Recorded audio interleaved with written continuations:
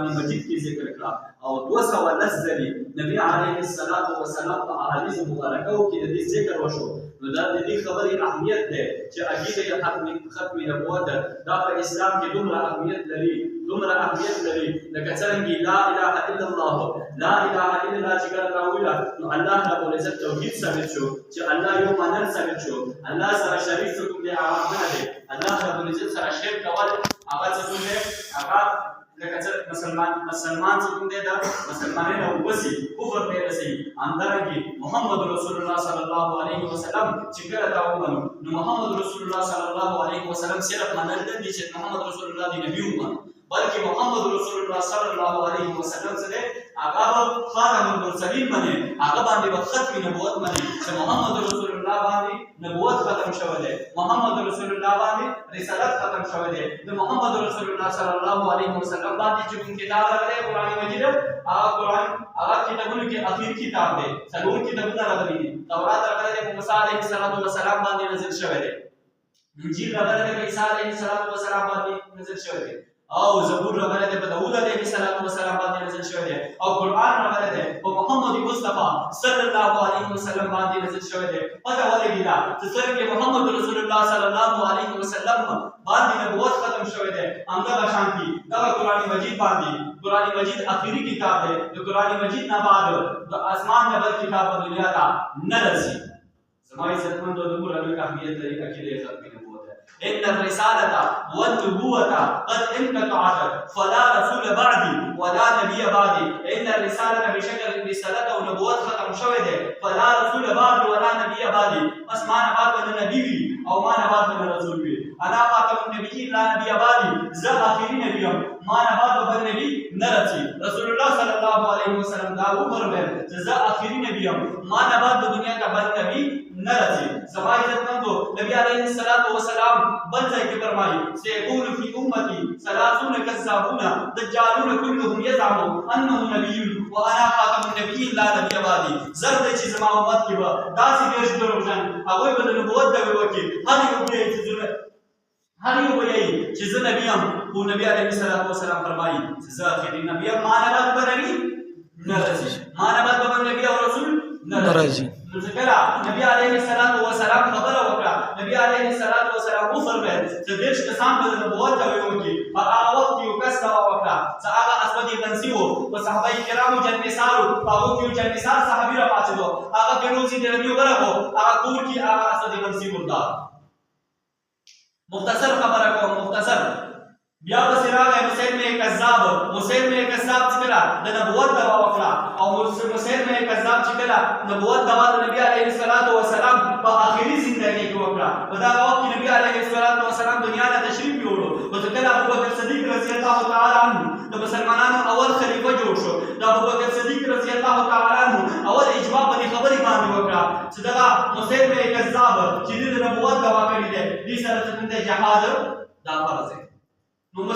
صحابه کرامو اول نمبر اجماع په کومه خبرې باندې اتفاق په کومه خبرې باندې وکړو هغه د مسلمه کذاب هغه د منکر د ختم نبوت چې هغه د نبوت نه انکار کړو چې کله هغه دا ویلو هغه دا خبره وکړه حبیب بن زید رضی الله تعالی عنہ چې کله نبی علیه الصلاۃ والسلام هغه د ورولېګو حبیب بن زید رضی الله تعالی عنہ هغه ته پیغام ورکړو چې محمد رسول الله صلی الله علیه وسلم آخري نبی دی. هغه ته ویل چې ما نبوت ومنه. حسین بن کذاب مردار چې دی هغه ویل ته د ما نبوت باندې یقین وساته زما نبوت ومنه. خو هغه ورته ویل زه دا خبره نه واورم زه ختم نبوت صرف محمد رسول الله صلی الله علیه وسلم باندې منم. نو هغه حسین بن کذاب خپل کارکاري دې ته ویلو خپل کس ته کارتون ته ویلو چې دینه لاس کټ کا او بیا چې کوم ورته ویلو چې اوس ما نبی باندې کلام علی حبیب بن زید انکار وکړو چې زه ستا خبره نه اورم او بیا چې کوم ته خیر غس لاس کټ کو او بیا خیر پاکټ کا او بیا غس پاکټ کا او تدې پوری چې د شب مبارک کټ کا او خیری کی کوم ده ورته ویلو چې ما نبی باندې کلام علی او په سر باندې اشاره وکړه چې تابان دي خاص نبی نشم منل نبوت صرف محمد رسول الله صلی الله علیه وسلم باندې. نو په دغه جنگ کې چې هغه دې ته جنگ کې امامه ویل شي په دغه جنگ کې امامه کې 1200 صحابه په دغه عقیده باندې چې دې ته عقیده ختم نبوت ویل شي 1200 صحابه په عقیده ختم نبوت باندې قرباني ورکړه چې په دې کې 200 قاریان او په دې کې اویا کسان د بدر صحابه هغوی ته چې کوم دی ګناهونه معاف شوي وي هغه د جنت زیره په دنیا باندې راغلی وه هغه اویا صحابه صرف د دې عقیدې لپاره شهیدان شول قرباني ورکړي په ټولو جنګونو کې 259 او د جنګ کې د ختم نبوت لپاره چې جنګ یمامه کې کوم جنګ وشو د ختم نبوت د دفاع لپاره په دې کې 200 صحابه کرام شهیدان شول دغه فتنه د منکرین ختم نبوت دا سلسله شروع او وخت په وخت باندې دا سلسله روانه وه چې کله 1857 کې انګریزانو ته شکست ملاو شو نو هغوی ته پته ولګېده چې د مسلمانانو سره مقابله کول او مسلمانانو سره او دوی خامخا چې کوم دی دوی سره جنګ کول دا مشکل کار دی نو هغوی دا سوچ وکړو چې دا یو جهاد مینه چې کوم دی د دوی زړونه وځي او بیا به چې کوم دی د مسلمانانو باندې موږ قبضه کولی شو که تر څو پورې د دوی په زړه کې د جهاد مینې تر هغه پورې به مسلمانانو سره مقابله موږ نه شو کولی هغوی کوشش وکړه په دنیا کې چې یو داسې انسان پیدا کړو چې هغه د عقیدې ختم نبوت انکار هم وکړي او داسې انسان پیدا کړو چې دی چې کوم دی د جهاد انکار هم وکړي د نبوت دعوا وکړي او دې سره سره د نبوت دعوې سره سره د جهاد انکار هم وکړي نو په دنیا کې وګرځېدل خو داسې انسان یې پیدا نه کړو سوا یې پیدا کړو چې هغه په قادیان کې مرزا غلام قادیاني هغه انسان دی مرزا غلام قادیاني هغه انسان دی چې د دې پلار اول نه د انګریز وفادار و او بیا د خپله د انګریز وفادار و او دا مرزا غلام قادیاني هغه انسان دی چې کله تقریبا دې ته سر بیمارۍ لګېدلې وي او سر چې کوم دی دې پیشونګۍ غلطې ثابتې شوې وي او دې سل ځلې په پورېزې کې مجازي کولې ګول به یې او تر دې پورې په یو لوټ په جیب کې به یو لوټه ګرځوله او په بل جیب کې ګوړه ګرځوله ګوړه چې کوم دی د خولې خوند به یې خرابېدو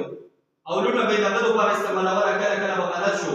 او داسې وهمي بیماري ورته لګېدلې وه خو په 1901 کې دې به مختلفې دعوې کولې کله به ویل مجدد یم کله به ویل عیسی علیه السلام یم کله به امام مهدي علیه الرضوان یم چې زه هغه یم او اخري 1901 کې دعوا کړه ختم نبوت په ما ختم شوی دی زه د محمد رسول الله دین مکمل کړی نه و د رسول الله مستقیم مینه زیاته بل چا کړې مرزا غلام قادیاني چې کومه ګستاخي د رسول الله صلی الله علیه وسلم کړې ده یقین اوسه په دنیا کې تر اوسه پورې داسې ګستاخ نه دی پیدا شوی مرزا غلام قادیاني دا ویلو چې محمد رسول الله صلی الله علیه وسلم دین نو مکمل کړی هغه دین ما مکمل کړ حالانکه الله رب العزت فرمایي اليوم اکملت لكم دینکم نن ورځ ستاسو دین مکمل شو الله رب العزت دا دین مکمل کړی چې مرزا غلام قادیاني د انګریز په اشاره سره راواز وو هغه ویل چې دا دین نه دی مکمل شوی زما عزتمند په 1901 کې د نبوت دعوا هغه ویل د محمد رسول الله صلی الله علیه وسلم یو صورت د دنیا ته راغلی ذلی او بیروزی نبی هم څه نو بیا چې کله په 1901 کې د نبوت دعوا وکړه نو چا ورته وویل چې ستا کلمه کومه یوه دی هغه ویل لا اله الا الله محمد رسول الله دی محمد رسول الله کې محمد رسول الله نه مراد نعوذ بالله زه یم مرزا غلام قادیاني وویل او بیا علما ورپسې شول نو مختلف قسم مختصر خبره کوم چې بیا چې کوم دی تر دې پورې مرزا غلام قادیاني لا اله الا الله محمد رسول الله دا کلمې استعمال وکړو حالانکه دا هغه حق نه کېږي او لمونځ به یې موږ په شان کوو او تر دې پورې روژې هر څه چې کوم دی هغه د مسلمانانو استعمالوي او دې ځای ته مسلمان یې موږ تاسو ته کافر یې دې وجې نه زموږ علما کرام دې ته یې چې قادیاني کافر هم دی زندیق هم دی زندیق هغه چاته وي زندیق هغه چاته وایي چې هغه په خپله کافر وي خو مسلمان ته کافر یې او ځان ته مسلمان وي نو قادیاني خبیث څه دی هغه مسلمانانو ته کافر یې او ځان ته مسلمانان یې نو دا زندیقان هم دي قادیانان مرتدان نو دا دومره خبیث خلک تیر شوي دي او دا تر اوسه پورې دا سلسله روانه ده د دې خلکو دې ته کوم دی الله رب العزت توحید هم کړی دی دې چې نعوذ بالله زه د الله نه پیدا شوی دا دومره ملعون انسانان دي دا خلک چې دې چې زه د الله نه پیدا شوی یم مرزا غلام قادیاني یې په دنیا کې به دومره لوی ګستاخ بل څوک نه تیر شوی لکه مرزا غلام قادیاني مرزا غلام قادیاني دغه خلک روان په 1906 کې مرزا غلام قادیاني مردار شو په بدروم کې څنګه دا وی غلطي بیان ده چې الله رب العزت دا امر یې څوک دی په بدروم کې وته وایي نو بدروم کې د مردار شو هغه سلسله روانه وه د خپل ملګرو ته چې کوم اول ملګری دی هغه ته د ابوبکر صدیق رضی الله تعالی عنہ درجه ورکړي، دویم ته د عمر فاروق درجه ورکړي، او بل ته د حضرت عمر درجه ورکړي، حضرت عثمان درجه ورکړي، او بل ته د حضرت علی درجه ورکړي، او دې ته خپل ملګرو ته د صحابه کرام دي، او د دې څخه بیان دي او ته ازواج مطهرات دي امهات المؤمنین. دا د مسلمانانو حق دی کله د قادیانانو حق دی؟ قادیان کافر هم دي، قادیانان کافر هم دي، مرتد هم دي، زنديق هم دي. ځکه چې قادیانان کافر دي،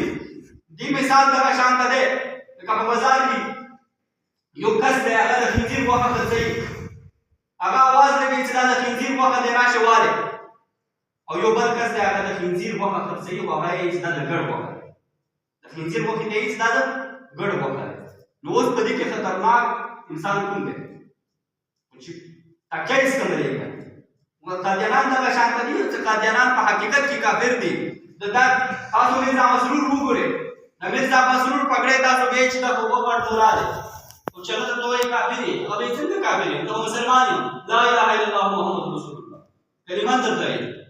نو د دومره بدترین کافر دي چې د تکیه استعمالوي. نو دا بدترین کافر هغه ته چې ته وایي چې کلمه ووایه لا اله الا الله محمد رسول الله. موږ تاسو کلمه به دې راځي او بیا نبوت په چا باندې ختم نبوت هغه په چا باندې مونږ په محمد رسول الله صلی الله علیه وسلم باندې منو، او دا خلک به مرزا غلام قادری په هغه انسان باندې مني چې هغه بدلون کې مردار شوی، هغه انسان باندې دې باندې چې هغه ونی سوچي کې په بدلون کې مردار شوی دی، او تر یو تري د مدینې زیارت نه دی نصیب شوی، او پښوګي ورکوله ماته به مرګ په مدینه کې راځي او مرګ ورته په بدلون کې راغی. دا مرزا غلام قادری ویل سما ته به مرګ په مدینه کې راځي، مرګ ورته په بدلون کې راغی. نو زما عزتمندو په دې باندې ځان خبر کړئ. عقیدې ختم نبوت دغه نوجوانان چې موږ تاسو خپل سکولونو کې سبقونه وایي، سفر ته ځي، بهر ملکونو ته ځي، قادیانانو سره به ملګري شي، هغه قادیاني به کوم دی محنت به وکړي، هغه قادیاني به کوشش وکړي، هغه به خپل کوم دین د هغه تبلیغ وکړي. ستا بچی به سبا قادیاني بیا به څه کوي؟ درته پته بند دی ستا په دې پېښور کې، ستا په دې پاکستان کې مختلف قسم فتنې راوتلې دي، خپل بچی د دغو قادیانانو نه د دغو فتنو نه وساته. ځکه سبا به بیا افسوس کوي بچی به قادیاني وي یا به ملحد وي، الحاد ته به لاړ وي او د الله رب العزت د وجود نه به انکار کوي. دا به پته وي کله بچی سکول ته داخلي او سوچ کوه چې آیا څنګه دی دلته څوک زما د بچي نظریې سره څوک د دې نظریې سره ټچ نشي. زما عزتمندو عقیده ختم نبوت ویل شي چې محمد رسول الله صلی الله علیه وسلم آخري نبی دی، د محمد رسول الله صلی الله علیه وسلم نه بعد بل نبی دنیا ته نه راځي. او زما عزتمندو نصیب او څوک عیسی علیه السلام به نصیب او هغه د امتی په شکل عیسی علیه السلام په باندې کې د قادیانانو عقیده چې عیسی علیه السلام د وجود الله مړ. زما عزتمندو الله رب العزت قرآن مجید کې فرمایي وما قتلوه وما صلبوه ولكن شبه لهم. نه دی قتل شوی دی او نه پانسل شوی دی، بلکې دا کوم دی بل رفعه الله، بلکې دی اسمان ته ختلی دی، او اسمان ته چې کله قیامت ته وخت نږدې شي نو عیسی علیه السلام به راکوزېږي، 40 کاله به حکومت کوي، 40 کاله. او دې نه مخکې به امام مهدي علیه الرضوان راځي. څوک به راځي؟ امام مهدي علیه الرضوان. امام مهدي علیه الرضوان به په هغه وخت کې راځي چې کله مسلمانان ټول د مشکلاتو شکار وي، هر طرف ته مسلمانان باندې ظلمونه وي. په دغه وخت کې به امام مهدي چې د دې به خپل نوم محمد یا احمد وي، دا به د حضرت فاطمه رضی الله تعالی عنها د اولاد وي، د حضرت حسن رضی الله تعالی. او بیا دا انسان چې کوم دی دا به مدینه کې پیدا کېږي، او بیا به چې کله مسلمانان د یو خلیفه په کوشش کې لګیا شي چې یو خلیفه ځان ته جوړ کړو، یو امیر ځان ته جوړ کړو، امیر المؤمنین، چې هغه د مو د کوم دی زخمونو باندې زموږ مرهم ولګوي، نو داسې یو انسان هغه سره بیعت وکړو. نو دی به خبر شي چې یاره ما داسې یو امیر ضرورت دی، دی به لاړ شي مکې ته او هلته کې کعبې سره د کوم د وخت لوی لوی ابدال علما وي هغه به ورشي هغه سره به بیعت وکړي. چې کله بیعت وکړي او بیا به امام مهدي علیه الرضوان جهاد شي. امام مهدي علیه الرضوان چې کوم دی هغه به 15 کاله تقریبا هغه به خپل جهاد جاري ساتلی وي، او هغه به ډېر د خوشحالۍ دور وي، او په دې کې به حضرت عیسی علیه السلام دی. عیسی علیه السلام به داسې دور وي چې دا به بهترین دور وي. په دنیا کې به نه یو کافر وي او نه یو غریب وي. په دنیا کې به غریب هم ختم وي او کافر، هر سړی به مالدار وي، هر سړی به مالدار وي. درې خبرې یاد کړئ. عقیده ختم نبوت محمد رسول الله صلی الله علیه وسلم اخري نبی د محمد رسول الله صلی الله علیه وسلم نه بعد به نبی دنیا ته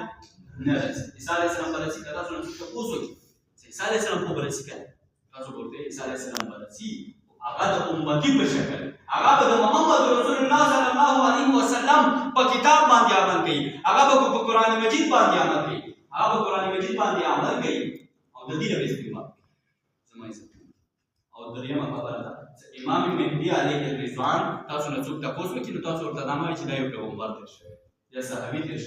شوی نه دی دا څنګه کله قیامت ته وخت نږدې شي نو عیسی علیه السلام نه بعد عیسی علیه السلام نه مخکې امام مهدی علیه الرضوان دنیا ته تشریف راوړي او امام مهدی علیه الرضوان نه بعد عیسی علیه السلام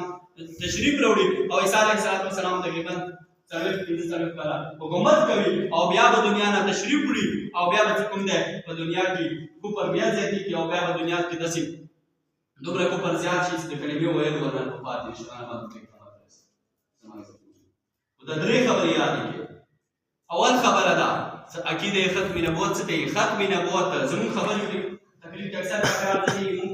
ختم نبوت عقیدات اصل مقصد د مو دا دی چې عقیده ختم نبوت په خلکو باندې یاد امام مهدی علیه الرضوان کو پیژنو او حضرت عیسی علیه ختم نبوت ویل شي محمد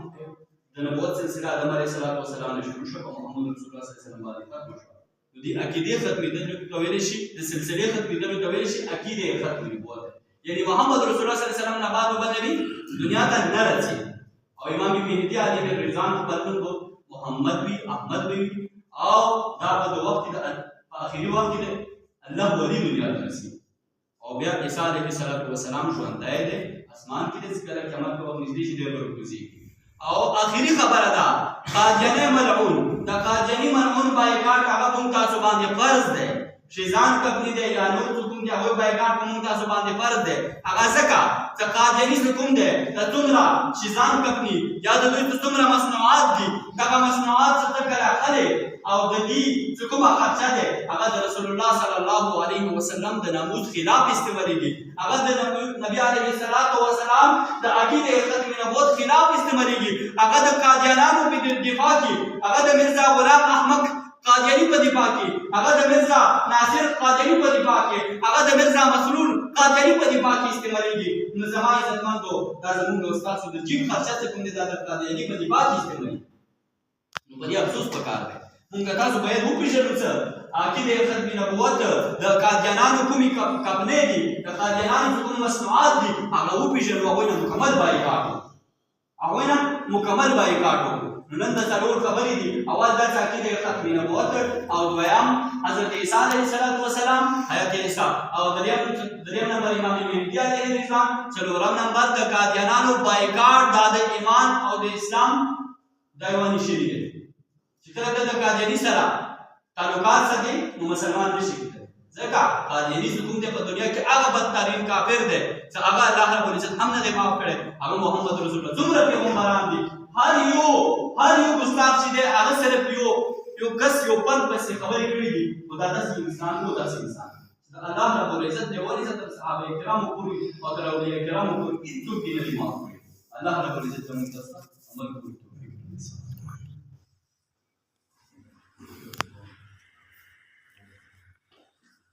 الحمد لله والصلاة والسلام على رسول الله إلى العالمين الكبير ختم نبوت أكيد دوباره موضوع دروشو أو دروشو هذا المنطقات كي